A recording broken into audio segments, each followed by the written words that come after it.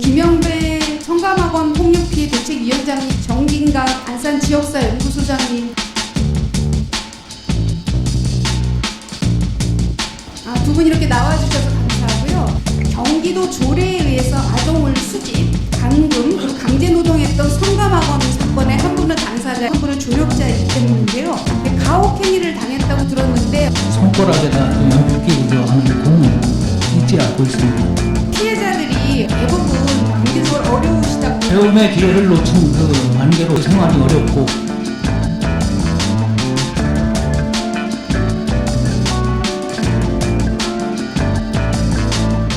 김영배 성감학원 폭력피해 대책위원장님하고 정진각 안산지역사 연구소장님, 두 분 이렇게 나와주셔서 감사하고요. 두 분을 이 자리에 모신 거는 그 5.16 군사정변 후에 경기도 조례에 의해서 아동을 수집, 감금, 그리고 강제노동했던 성감학원 사건의 한 분은 당사자이시고 한 분은 조력자이기 때문인데요. 먼저 김영배 그 성감 폭력피해 대책위원장님, 63년 9살 때 성감학원에 수용되셨죠? 네. 어떻게 성감학원까지 가시게 됐죠? 저는 8살 때 서울 남대문 경찰서에 잡혀가지고 서울시립아동보호소로 보내져가지고 성감학원으로 가게 됐습니다. 네, 고향이 경기도란 이유로 그랬던 거죠? 네, 고향배차라는 그런 제도가 있는데 제가 고향이 경기도니까 저희 고향하고는 상관없이 성감도로 네. 보내졌습니다. 성감학원에서 계절 변화하고 상관없이 성인들이 하는 일을 전부를 아동들이 매일 반복했다고 하는데 맞습니까? 네. 네, 가혹행위를 당했다고 들었는데 뭐 한 가지 정도 말씀해 주실 수 있을까요? 제일 참기 힘들었던 것은 손가락에다 연필 끼고서 하는 고문, 그거를 9살 때 이렇게 했다는 것에 대해서 지금도 잊지 않고 있습니다. 네, 이게 탈출을 방지하기 위해서 개인 자유로 허락 안 했다는 거죠? 네, 개인 시간이 없습니다. 네, 지금 피해자들이 어린 시절에 성감학원에서 보내는 바람에 대부분 무용고에다가 경제적으로 어려우시다 그러는데 어떠신가요? 그렇죠. 배움의 기회를 놓친 그 관계로 지금도 생활이 어렵고 보편적으로 그렇습니다. 경기도에서 그동안 진상조사위원회가 꾸려져서 절차를 진행하기도 했었죠. 네. 네. 그런데 피해 당사자 입장에서는 뭐가 부족하다고 느끼셨나요? 이루어진 건 없습니다. 지금 실질적으로 피해자들의 입장에서 볼 때는 이루어진 거라고는 제가 말씀드릴 수는 없습니다. 그 도지사님하고도 면담도 했었죠. 네. 네, 올해 1월에 경기도에서 성감학원 TF팀도 운영하고 있는데 피해 지원 조례가 있지만 경기도에 있잖아요. 근데 특별법이 있기 전에는 도움이 어렵다라는 이야기만 지금 계속했다고 하는데 맞습니까? 네. 다음에는 우리 정진각 소장님한테 질문 드리겠습니다. 오랫동안 안산 역사문화원을 연구해 오시다가 이 관련 사실을 파헤쳐 오셨다고 들었습니다. 피해자들 곁에서 오래 만나면서 어떤 생각이 드셨습니까? 짧게 얘기해 주세요. 사실 저는 이 사실을 듣고 놀랐습니다. 중범죄자도 아닌데 섬에다 가둬놓고 강제노역을 시켰다는 자체가 상당히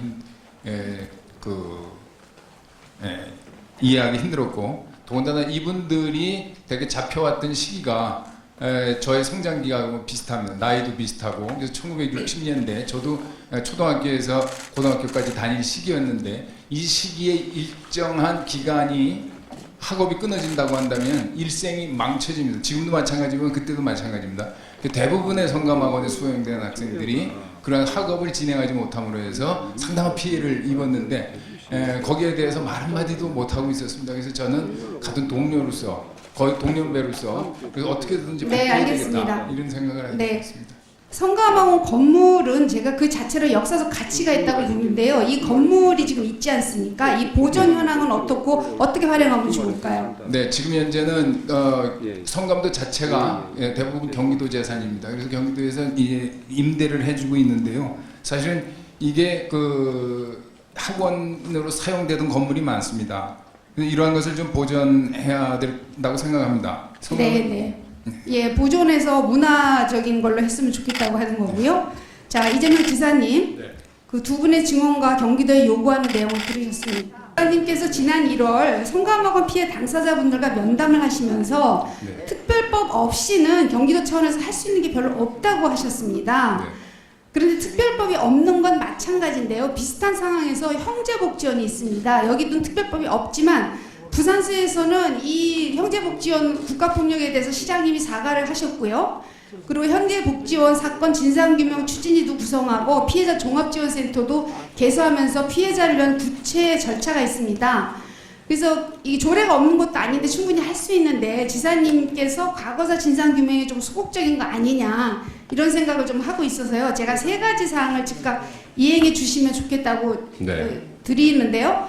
아직도 경기도 안산 일대는 안매장단 시신이 그대로 있습니다. 우리 김영변 선생님, 아직도 안매장단 시신이 다 그대로 있는 거죠 지금? 네, 그렇습니다. 네, 그대로 있습니다. 그래서 경기도 유해발굴 기초유역조사가 완료가 돼 있거든요. 그래서 네. 경기도와 함께 안매장된 시신 수습을 위한 절차에 들어가 주시기를 촉구를 드리고요. 네. 두 번째는 성감학원 건물의 민간 계약 기간이 금년까지라고 들었습니다. 네. 근데 지금 정진 학생님이나 김명빈 선생님 이 건물도 분명히 역사적으로 좀 기억을 해야 된다고 생각하시죠? 네, 아주 바람입니다. 네, 바램 즉 피해자들의 바램인 거죠? 네.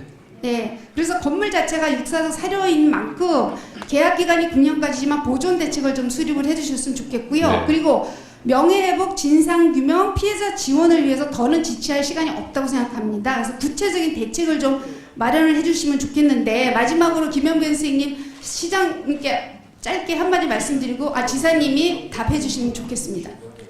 네, 1월 31일 날 도지사님 뵙고 필요성에 대해서는 간곡하게 말씀을 드렸습니다. 그러나 도지사님과 만나 이후에 지금까지 이루어진 것은 실상 없습니다.